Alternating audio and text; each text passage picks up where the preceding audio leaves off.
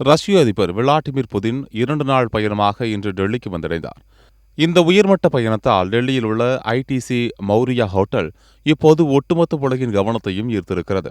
மீடியாக்கள் முதல் பாதுகாப்பு ஏஜென்சிகள் வரை அனைவரும் அந்த ஹோட்டலை தான் சுற்றி சுற்றி வருகின்றனர். இன்று மாலை 4:30 மணிக்கு புதினின் விமானம் டெல்லியில் தரையிறங்குவதற்கு முன்பே அவரது பாதுகாப்பு குழுவினர் ஹோட்டலை தங்கள் கட்டுப்பாட்டுக்குள் கொண்டு வந்துவிட்டனர். அந்த ஹோட்டல் இப்போது ஒரு ராணுவ கோட்டை போல மாறியிருக்கிறது. ஹோட்டலில் உள்ள 437 அறைகளும் முன்பதிவு செய்யப்பட்டுவிட்டன. ஒவ்வொரு நடைபாதையும் மூடப்பட்டு உள்ளே நுழையும் ஒவ்வொரு வழியும் தீவிரமாக கண்காணிக்கப்படுகிறது. அந்த பகுதி முழுவதும் ஒரு காக்கா கூட உள்ளே நுழைய முடியாத அளவுக்கு பாதுகாப்பு வளையம் அமைக்கப்பட்டுள்ளது. சரி, இவ்வளவு பெரிய ஹோட்டலில் புதின் எங்கே தங்கப் போகிறார்? இதுதான் இந்த செய்தியின் ஹைலைட். ஐடிசி மௌரியா ஹோட்டலில் மணிமகுடமாக விளங்கும் சாணக்கியா சூட் என்ற பிரம்மாண்ட அறையில்தான் அவர் தங்கப் போகிறார். இந்த அறையின் ஒரு நாள் வாடகை மட்டும் சுமார் 8 முதல் 10 லட்சம் ரூபாய். இந்த சாணக்கியா சூட் ஒன்றும் சாதாரண அறைகளை. இது ஒரு குட்டி அரண்மனை. சுமார் 4600 சதுர அடிகள் பறந்து விரிந்திருக்கும் இந்த அறையில் என்னவெல்லாம் இருக்கிறது தெரியுமா? சுவர்கள் முழுவதும் பட்டு துணிகளால் அலங்கரிக்கப்பட்டிருக்கும்.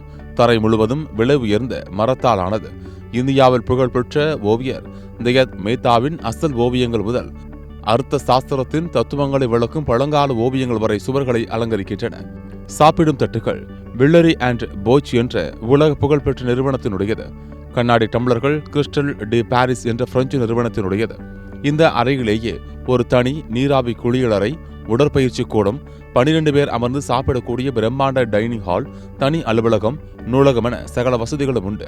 இந்த அறைக்கு வரும் விருந்தினர்களுக்கு ஒரு அரசருக்கு கிடைக்கும் மரியாதை கிடைக்கும் வகையில் பழங்கால இந்திய பெருமையையும் நவீன சொகுசையும் கலந்து இந்த அறையை வடிவமைத்துள்ளனர்.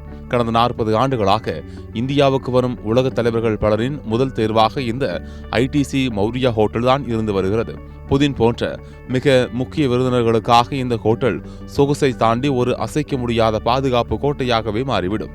ஆனால் அத்தனை பாதுகாப்புக்கு மத்தியிலும் ஒரு அரண்மனையில் தங்கும் உணர்வை விருந்தினர்களுக்கு கொடுப்பதில் இந்த ஹோட்டல் ஒருபோதும் தவறியதில்லை என்றும் சொல்லப்படுகிறது.